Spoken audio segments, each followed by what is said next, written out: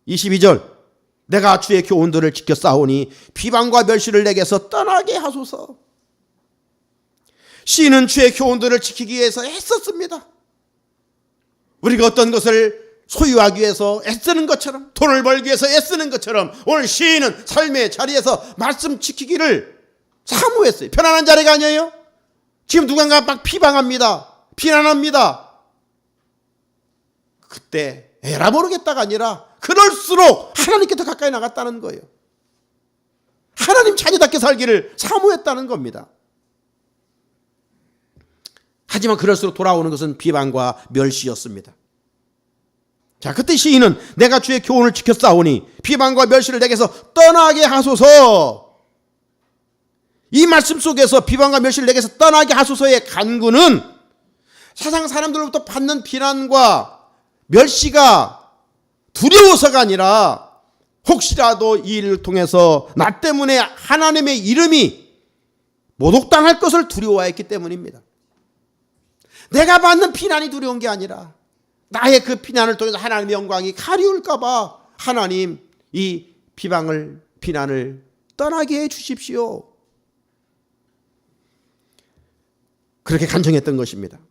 사랑하는 성도 여러분, 사단은 시인을 절망에 넘어뜨리기 위해서 비방과 멸시를 당하겠지만 그런데도 시인은 꿋꿋하게 인내하면서 경건생활, 말씀생활을 추구했습니다. 행동 기준이 적당한 세상의 물결이 아니라 하나님의 말씀이었다는 거예요. 우리도 세상에서 그리스도답게 살려고 할 때 반드시 그림자처럼 비난과 조롱이 따르게 되어 있습니다. 그때 우리들이 조롱과 비난을 두려워하지 말고 그럴수록 하나님의 자녀답게 주의 교훈을 지키며 살 수 있기를 간구해야 합니다. 베드로전서 4장 4절 말씀, 그 후로는 다시 사람의 정욕을 따르지 않고 하나님의 뜻을 따라 육체의 남은 때를 살게 하려 함이라. 이제 남은 때는, 지나간 때는 어떻게 살았던 이제 과거입니다. 문제는 지금부터 미래입니다. 남은 육체의 때를 하나님의 뜻을 따라 살겠다고 베드로는 하나님 앞에 고백했습니다. 베드로도 예수님을 3번씩이나 모른다고 부인했던 사람입니다. 참 나쁜 사람입니다. 예수님을 3년 동안 따라다녔고 수제자로 인정받았던 제자입니다. 그런데 예수님을 3번씩 모른다고 저주하면서 욕하면서 부인했던 사람이 베드로입니다. 그가 고백합니다. 그건 지나간 때로 족하고 이제 남은 육체, 남은 때를 정말 하나님의 뜻을 따라 살겠습니다. 베드로의 고백이 약한 때, 이 마지막 때 저와 여러분의 고백이 되기를 주님의 이름으로 축복합니다. 오늘 시인은요, 일반 사람들에게서만 비방을 받은 게 아니에요. 높은 권세 잡은 자들을 통해서도 비방을 받았다고 고백합니다. 23절 고관들도 앉아서 나를 비방하여 싸우니 주의 종은 주의 율례들을 작은 소리로 읊조렸나이다. 여기 고관들이라뇨, 통치자들을 말합니다. 지도자들을 말합니다. 족장들을 말합니다. 지휘관들을 말합니다. 이들은 세상 권세 잡은 자들이요, 이들의 힘은 엄청난 힘을 가지고 있습니다. 권력이 뭡니까? 날아가는 새도 떨어뜨린다고 하지 않습니까? 그런 힘을 가진 자들을 통해서 비방을 받을 때, 고난을 받을 때 그 고난이 얼마나 크겠습니까?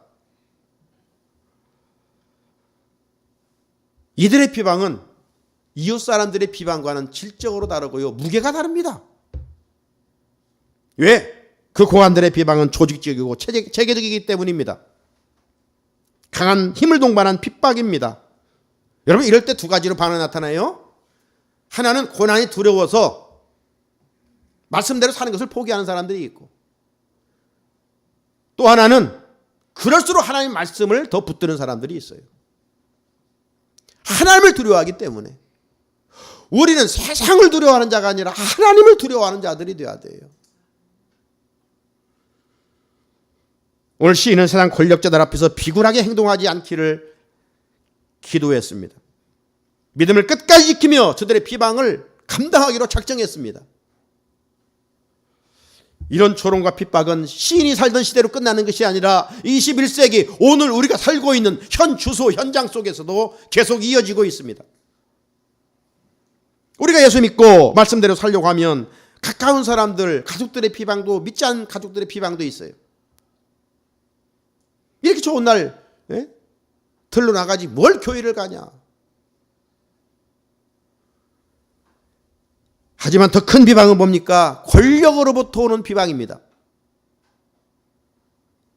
법을 만드는 사람들이 계속해서 하나님 말씀과 배치되는 법을 통과시키려고 합니다. 교육계에 학생인권조례법이 있습니다.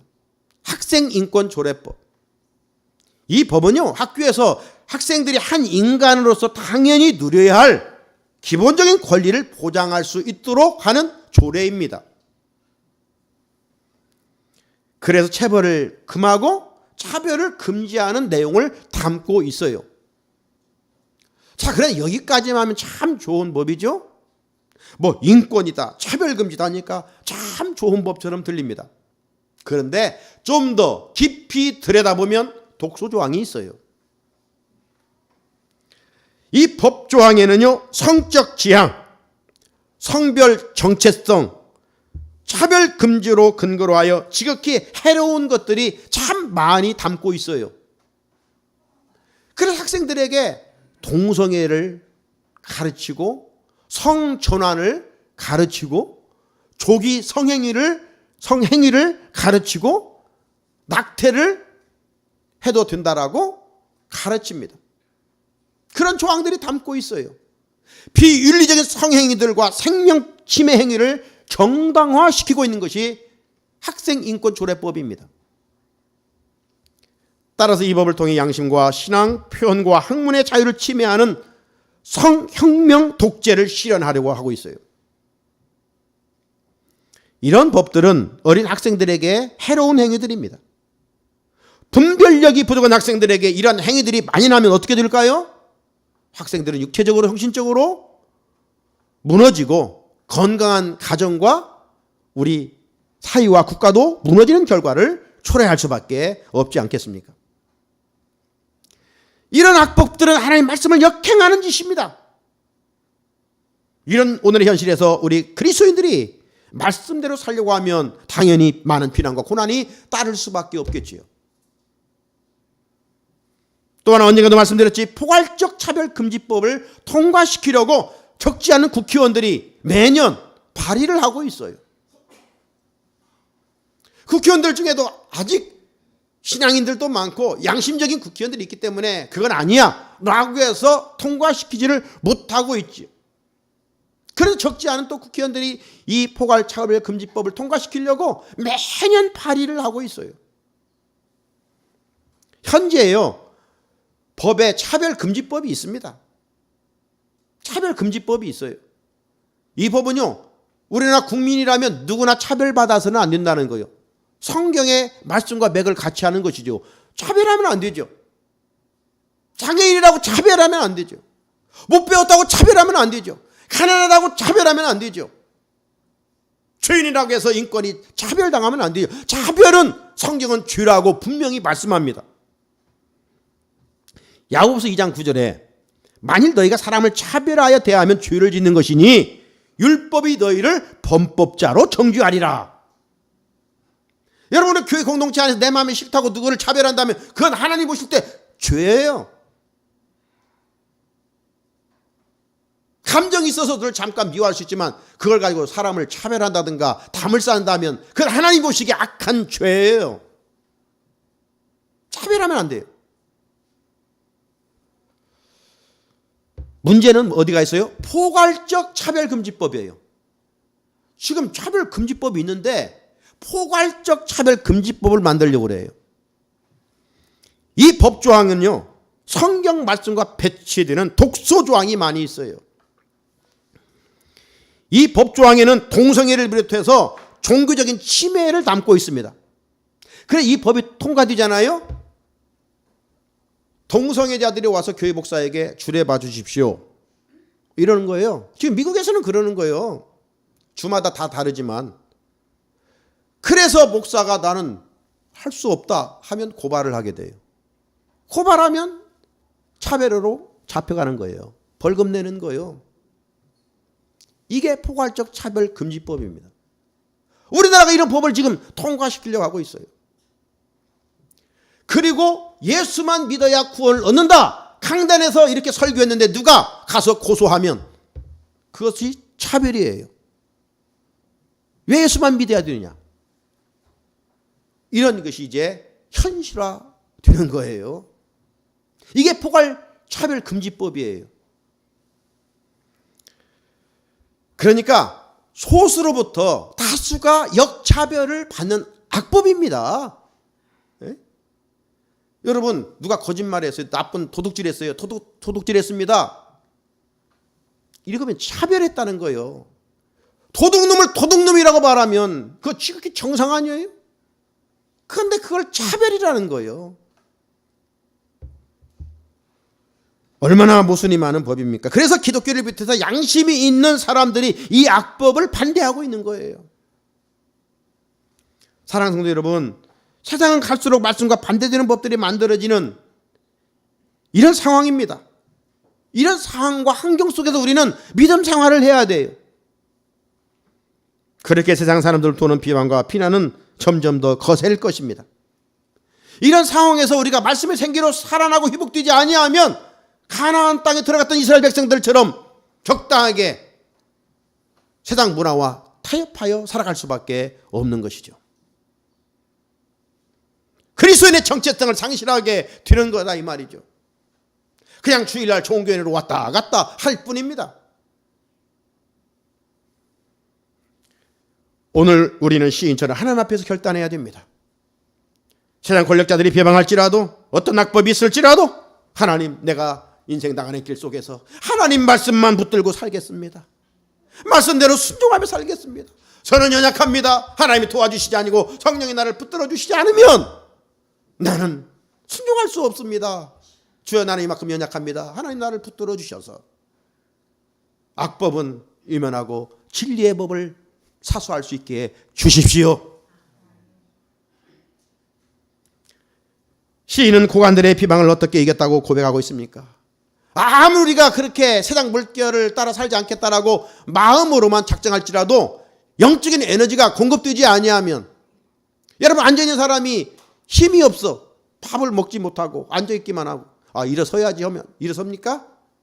뭐 영양주사를 맞든지 어떤 밥을 먹든지 어떤 에너지가 공급돼야 행동할 수가 있잖아요. 영적인 이치도 마찬가지예요. 아무리 우리가 이런 걸 알고 지식을 체득하고 있을지라도 직접 왔을 때 우리가 이길 수 있는 무기가 준비해야 되잖아요. 오늘 시인은 그런 일반의 비방과 고관들의 체계적인 비방을 어떻게 이겨나갔는가, 오늘 마지막 때 이런 악한 일들이 많이 있을 때 우리가 어떻게 이겨나갈 수 있는가, 그 무기가 뭔가, 그 힘이 뭔가. 자, 23절 같이 23절 시작. 고관들도 앉아서 나를 비방하여 싸우나 주의 종은 주의 율례들을 작은 소리로 읊조렸나이다. 아멘. 시인은 고관들이 막 조직적으로 비방할 때 주의 종은 주의 율례들을 작은 소리로 읊조렸나이다. 무슨 말이에요? 시인은 그럴수록 하나님의 말씀을 묵상했다는 거예요. 하나님의 말씀을, 세상 염려를 묵상하지 말고 하나님의 말씀을 묵상해야 돼요. 오늘 시인은 환경에서 오는 두려움 대신 하나님을 바라보면서 말씀을 묵상하였어요. 자, 그렇다 보니까 말씀을 묵상하니까 마침내 시인은 이처럼 아름다운 신앙 고백 하고 있습니다. 24절을 읽겠습니다. 시작. 주의 증거들은 나의 즐거움이요 나의 충고자니이다. 오늘 말씀의 제목이죠. 말씀은 나의 즐거움이고 나의 충고자이다. 이걸 세번역 성경을 읽어보면 이렇습니다. 주님의 증거가 나에게 기쁨을 주며 주님의 교훈이 나의 스승이 됩니다. 오늘 시인은 증거인 말씀이 즐거움이요 기쁨이라고 고백하고 있고, 시인은 말씀이 자신의 좋은 충고자이며 가장 훌륭한 스승이라고 고백을 하고 있습니다. 여러분, 이런 고백은 하루아침에 이루어지지 않습니다.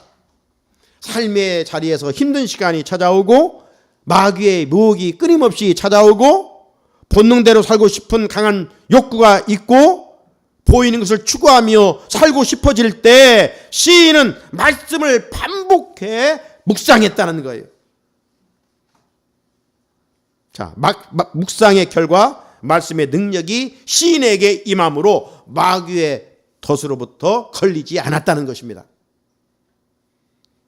여러분, 인도 쇼핑하는 사람들을 보면 어떻습니까? 거센 바람을 타고 앞으로 더 가잖아요.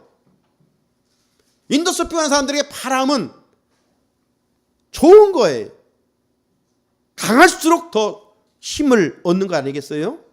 자, 이처럼 말씀의 사람들은 찾아온 고난과 시련을 통해서 영적으로 더 단단해진다는 겁니다. 고난 가운데서 하나님을 더 깊이 만나게 되고 그 고난이 정말 유익이 되고 고난이 마침내 간증이 되는 거예요. 그래서 시인은 말씀은 나의 즐거움이요 나의 충고자니이다 라고 자신 있게 선포할 수 있었습니다. 사랑하는 성산의 성도 여러분, 말씀 없는 삶은, 말씀을 떠나는 삶은 모든 것을 누려봐도 허무하고 의미가 없습니다. 솔로몬의 고백 아닙니까? 헛될 뿐입니다. 말씀이 없으면 계속 목말랄 수밖에 없습니다. 말씀이 목마름을 해결해 줄 수 있는 참된 생수이기 때문입니다. 말씀 안에 생명이 있습니다. 말씀 안에 기쁨이 있습니다. 말씀 안에 하나님의 인도하심이 있습니다. 말씀이 우리를 영육간에 건강하게 하고 하나님의 말씀이 우리를 행복하게 하고 말씀이 우리를 환난 많은 세상에서 소망의 사람으로 세워지게 하십니다. 말씀은 우리를 주님의 자녀답게 살게 합니다. 말씀은 세상을 이기는 힘입니다. 말씀은 세상 사람들의 비방과 멸시를 이기는 능력입니다. 세상의 말씀보다 좋은 것은 없습니다. 그래서 시인은 고백합니다. 말씀은 나의 즐거움이요 말씀은 나의 충고자니이다라고 말입니다. 사순절 다세 주간을 살아가야 할 우리 성산의 성도들, 시인처럼 말씀을 깊이 더 묵상함으로 말씀의 물결에 잠겨 살아가 성령의 도우심으로 동일한 고백할 수 있기를 주님의 이름으로 축복합니다. 하나님, 귀한 말씀 또 오늘도 들었습니다. 모든 성도들에게 뿌려졌지만 나에게 주시는 말씀으로 받습니다. 하나님, 비방과 비난의 거센 물결 속에서도 오늘 시인은 그리스도인의 하나님의 자녀의 정체성을 가지고 살아갔습니다. 환난이 찾아올수록 포기하지 아니하고 말씀을 붙들고 하나님께 가까이 나아갔습니다. 그는 고백합니다. 말씀이 나의 즐거움이요 나의 충고자라고 말합니다. 시인과 같은 믿음을 우리에게 주셔서 그 고백이 우리 이 시대 우리 성산의 성도들의 고백이 되게 하여 주시옵소서. 예수님의 이름으로 기도드립니다. 아멘. 200장 찬송하면서 준비하신 예물 하나님께 감사함으로 드립니다.